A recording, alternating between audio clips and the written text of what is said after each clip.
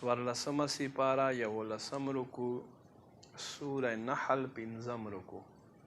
څوارلسمه سپاره 11 رکوع سوره نحل 5 رکوع.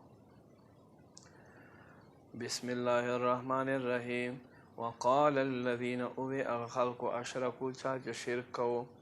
لو شاء الله کچیرته خوښه ما عبدنا من دونه من شیء مونږ به عبادت نه کولو الله نه علاوه د یو شیز نحنو زمونږ ولا آباؤنا او نه زمونږ پلارونو ولا حرمنا من دونه من شیء او نه به په مونږ باندې ځان له یو شیز حرامو کذلک دک شان فعل الذین من قبلهم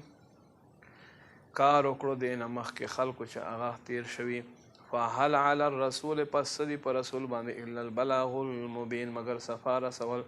ولقد بعثنا فی کل امت رسولا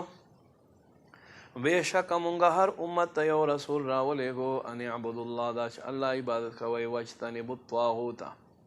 شیطان نه ځان وساتئ فمنهم پس په دې قسم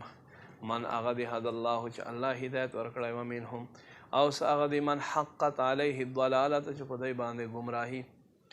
ښکاره شوی فسیرو فی الارض پس وګورئ په ځمکه کې وګرځئ په ځمکه کې فانظروا وګورئ کیف څنګه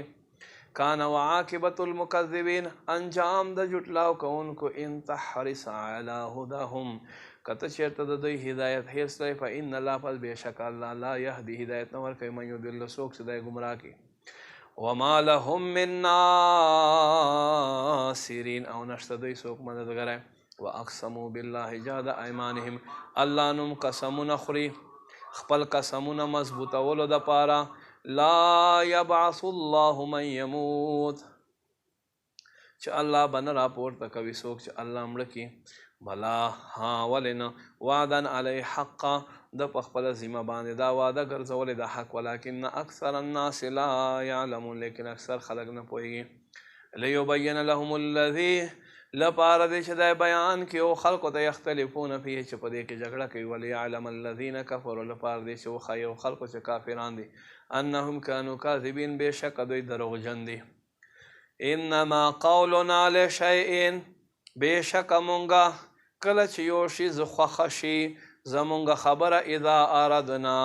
هر کله چې مونږه اراده وکړو د دې کار ان نقول له ادا چې مونږه وفرمایو دې کار له کن فیکون وشن فورا وګرځېږي